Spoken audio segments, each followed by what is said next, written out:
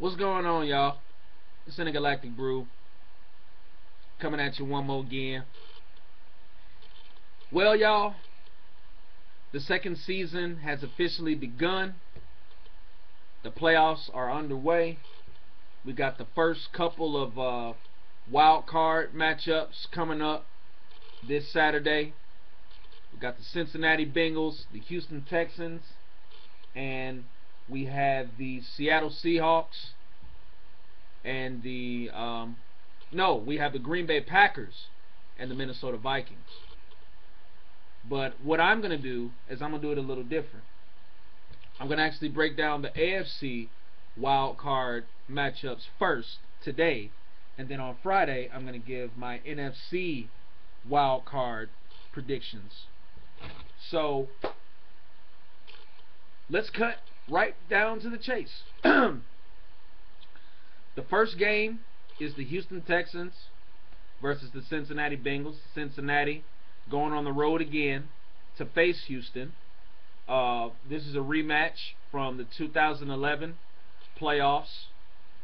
We all know what happened last year. J.J. Watt had his coming out party and capped it off with a beautiful interception of Andy Dalton and ran it back for a touchdown.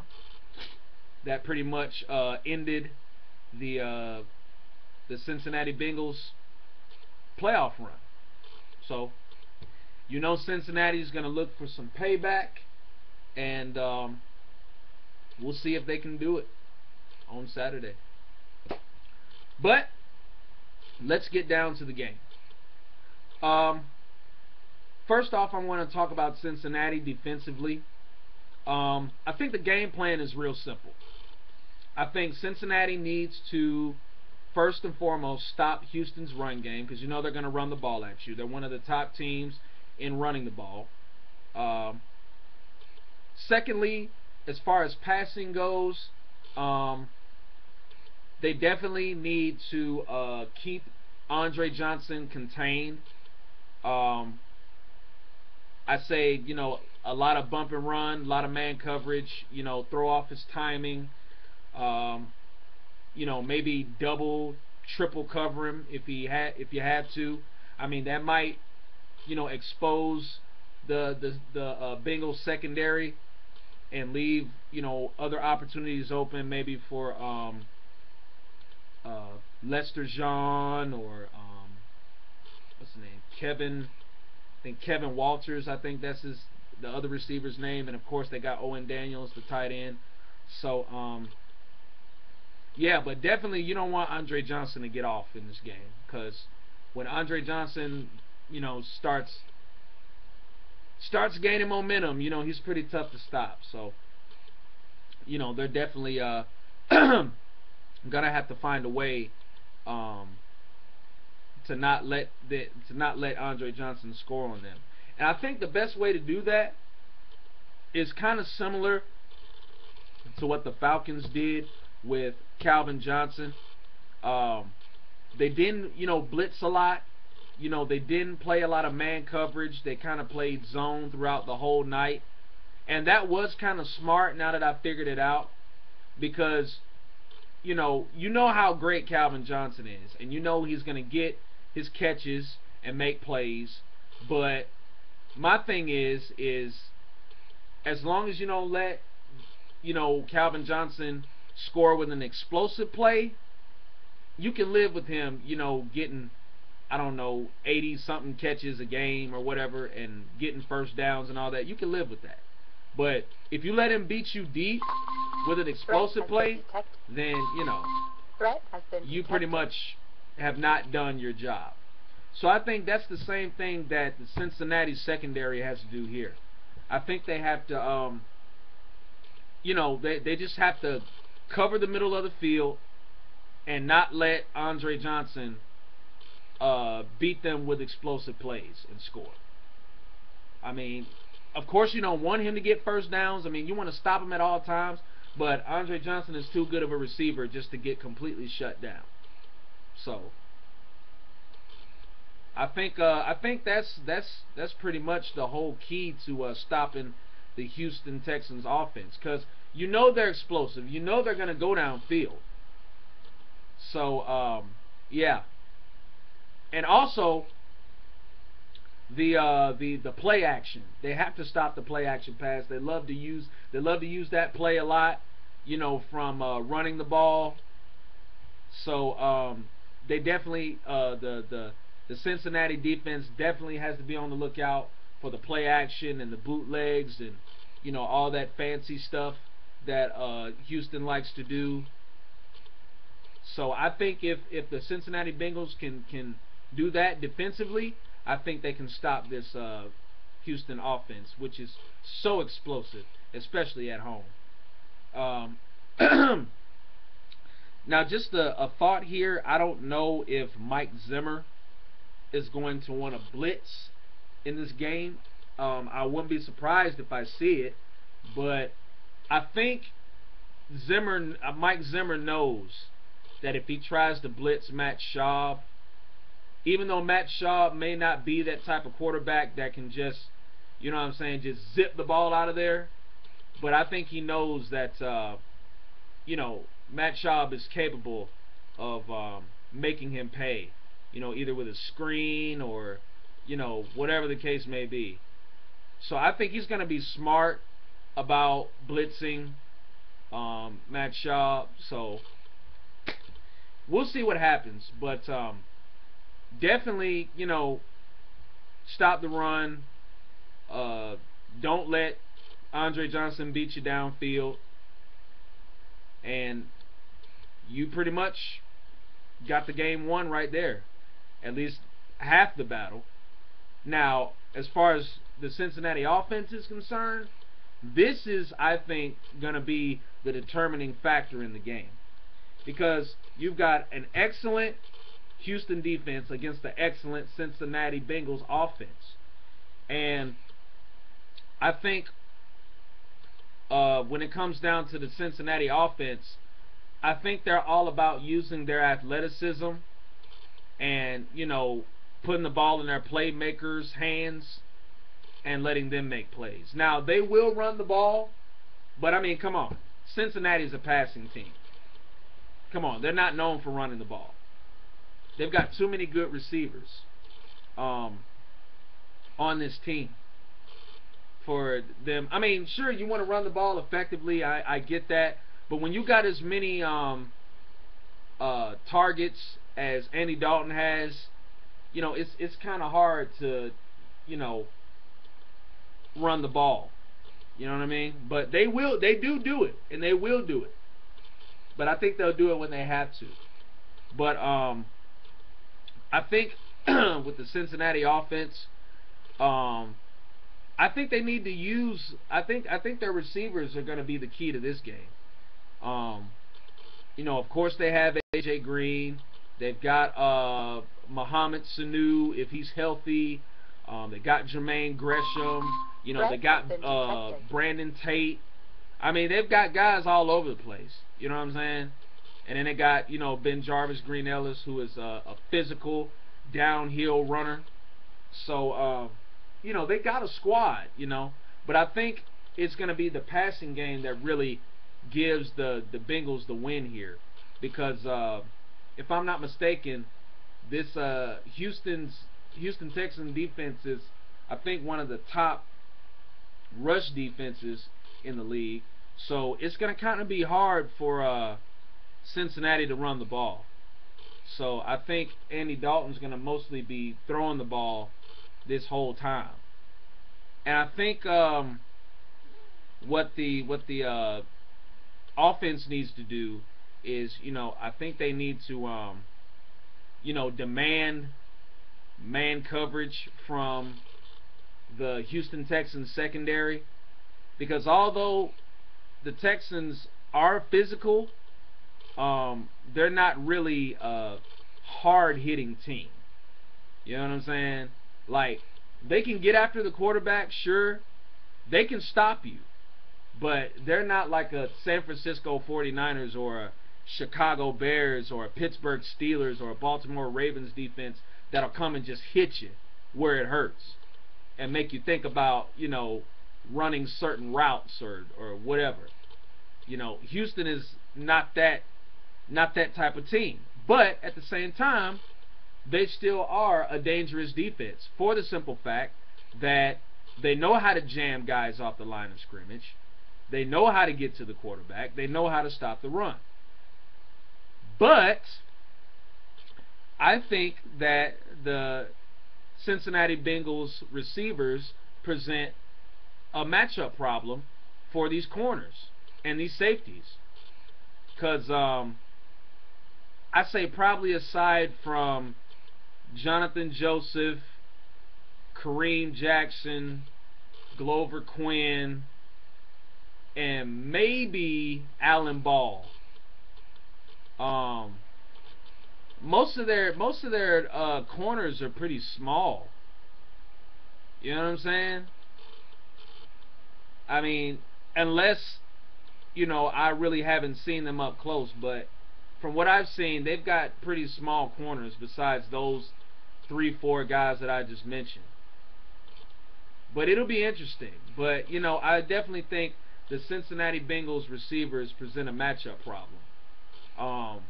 I think if you get A.J. Green one-on-one with Alan Ball, I think A.J. Green wins that matchup. Same thing, you know, with, I mean, not Alan Ball, I meant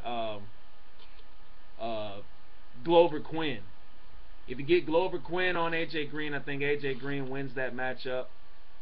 I think if you get Alan Ball on Owen Daniels, I think Owen Daniels wins that matchup. I think what's going to have to end up happening is I think they're going to have to I think the Houston Texans are, you know, going to just have to, you know, double team a lot of these guys. I know it's going to be hard to do, but they're going to have to double team these guys, because I'm telling you, one-on-one, Cincinnati is too athletic and too fast. I mean, you know, I know that may upset a lot of the Houston Texans fans that will probably be watching this video, but I'm telling you, Cincinnati has some. They've got some fast dudes on that receiving core, man. For real, for real. So, you know, I think, you know, they're gonna just have to, you know, double team a lot of these guys and take, you know, and just try to contain them. Threat has been I detected. think. But I mean, I don't know. You know, I don't know. We'll see. I mean, maybe they can win the one-on-one matchups. The Houston Texans secondary can. Maybe they can win the one-on-one matchups. But I'm just saying, from what I've seen, that's a tough task, man. Trying to guard those guys one-on-one, that's a tough task. But I don't know. Houston's more than capable of pulling it off. So, you know, I could be wrong, but we'll see. But you know what? Oh man, this is so tough. This is so tough. Oh man. Jeez. Oh man, I want to pick the Texans so bad. I do. But the only thing that, you know, kind of makes me think about not picking them is the fact that, you know, the offensive line has kind of been unreliable lately, and Matt Schaub has been getting hit a lot, and, you know, the receivers have, you know, dropped some passes the last few games I've seen. And Cincinnati's just been so much more consistent, you know. And like I said, that Cincinnati Bengals secondary, man, they're physical. Like, those guys hit hard. I think, like, besides the Ravens and the Steelers and the 49ers, I think the Bengals are like maybe the fourth best hard-hitting team in the league, for real, for real. But I don't know, man. We'll see. But man, this is so tough. You know what? You know what? Oh man. Oh man. Dang, this is so tough.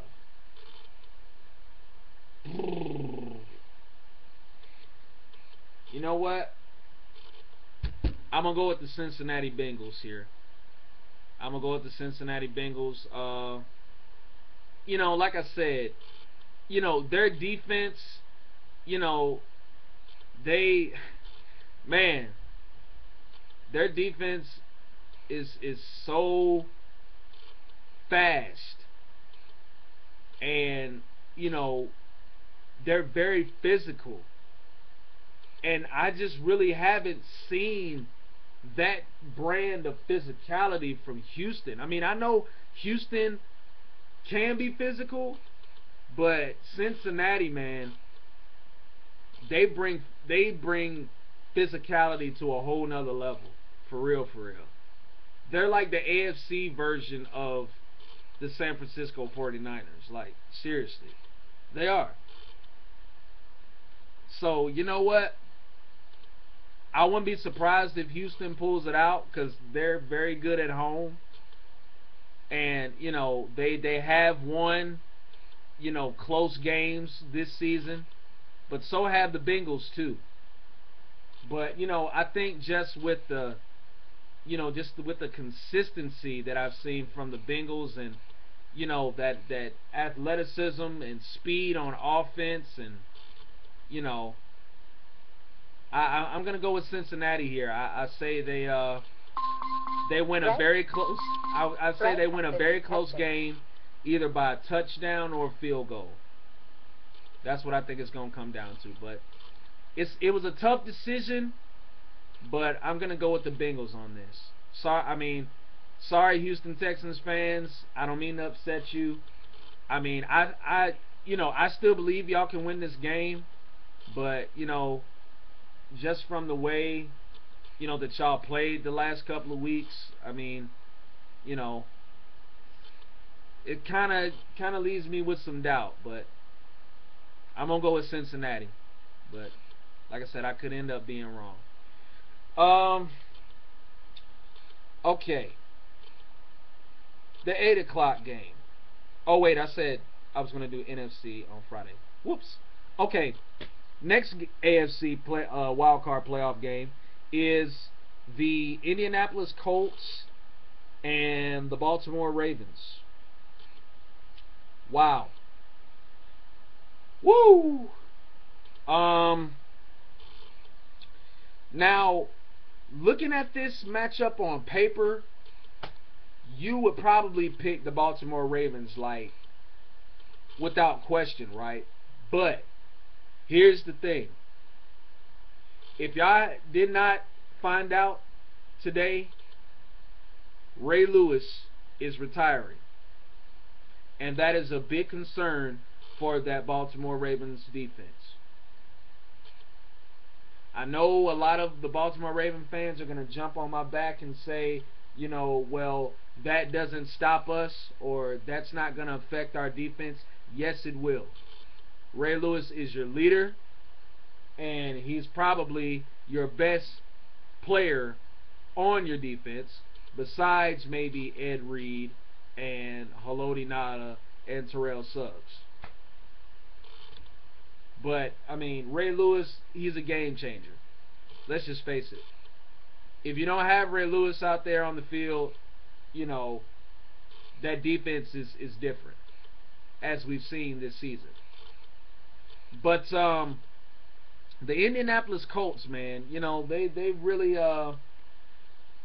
came and took everybody by surprise. Everybody knows about the situation with Coach Pagano and his battle with leukemia. It's been a magical story for this team. Some of the wins that they've gotten and the way they've won. I mean, who saw them beating Green Bay? I certainly didn't. And I'm not the one to underestimate anybody, but I just thought Green Bay was the better team. Shows how much I know, right? But anyway, this is going to be a very interesting game, because you got a real young team in the Colts, and you've got a savvy veteran team in the Ravens who have been to the Super Bowl and won it. You know, they just know how to get it done. But here's the one thing that concerns me about this Ravens team. It's their offense. Their offense has looked really mediocre this season. And all the real Baltimore Ravens fans out there will agree with me. They have looked mediocre this season. But then again, at the same time, you know, they've had their moments.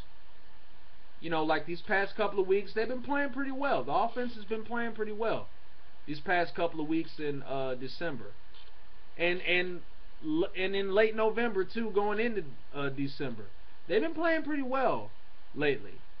But before that, boy, they were just a big mess.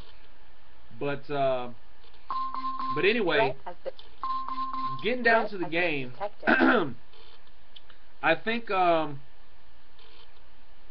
Colts defensively, I think they have to stop the run.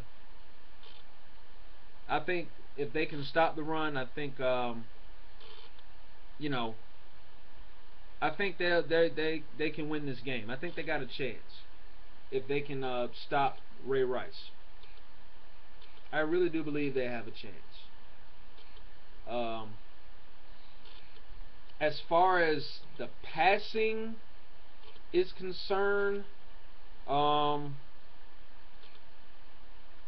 I'd say get to Joe Flacco. That's what I'd say. Get Joe Flacco rattled early and often, because you know that offense goes as far as Joe Flacco will take them. So I think if you can rush Joe Flacco, put some pressure on him, he'll fold. Joe Flacco does not like to get hit at all. And once he does get hit, he becomes a different quarterback. I've seen it. I know it. And I know a lot of Baltimore Ravens fans are probably pissed at me right now. But it's the truth. But yeah, if they can stop the run and pressure Joe Flacco, I think the Colts definitely have a chance. Now, once again, like the Cincinnati Bengals and the Houston Texans, the Colts offense versus the Ravens defense is going to be the highlight of this game. Now, Andrew Luck has shown that he can take hits and keep playing. So obviously Andrew Luck is tough. You know, he is. And plus he's a big guy too, so he can kind of afford to take a little bit of that punishment. But I think what Luck needs to do is I think he needs to beat the Ravens secondary with explosive plays. I think he needs to execute explosive plays on the Ravens defense, and I think that'll be the key to the Colts winning this game. I mean, we've seen it before in the Green Bay Packers game. You know, Andrew Luck has a big arm. He's got a quick release, and he's got some receivers that are more than capable of making plays. So I think explosive plays will definitely be the key to Indianapolis winning this game.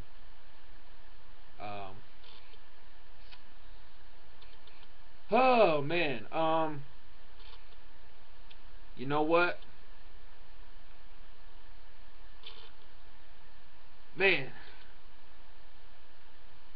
who can I pick to win this game? Let's see. You know what? I'm probably gonna kick myself for doing this, but I just got a feeling this is gonna happen. I got some feeling that the Colts are gonna pull this out. I know that's bold. I know people are gonna be like, "You're smoking crack.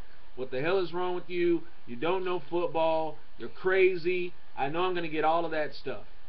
But, and this has nothing to do with, you know, you're just saying that because you feel sympathy for, you know, their coach and everything. No, I'm not saying that. I'm saying that because this team is gutsy, and they've showed it, or shown it, I should say, throughout the whole season. Threat has been detected. They've shown that they can win games in the clutch, and when you have that type of mentality, you can go far. So I'm going to do something really, really crazy, and I'm going to pick the Colts to beat the Baltimore Ravens, just for the simple fact that they have an offense that can outscore the Ravens secondary. And they have a good run game too. So I'm going with the Indianapolis Colts. Call me crazy, but that's just the way it is. But yeah. So that does it for my AFC wildcard predictions. I hope y'all enjoy the games. I know I will. Feel free to comment on these videos. I mean, you can insult me. You can say whatever you want to say. I know, like I said, I know some Ravens fans and fans period, you know, are gonna come at me and say I'm really, really stupid for picking the Colts over the Ravens. But hey, if I believe something, you know, I believe it, you know, and you can't change my opinion, so don't try to. So with that being said, that'll do it. And Friday, get ready, because I'm going to give my predictions for the Green Bay, Minnesota, the Green Bay, Minnesota game. I'm going to be giving my predictions for that. And the one that everybody's been looking forward to, the first game of, what, Saturday night? No, Sunday. The first game of Sunday afternoon.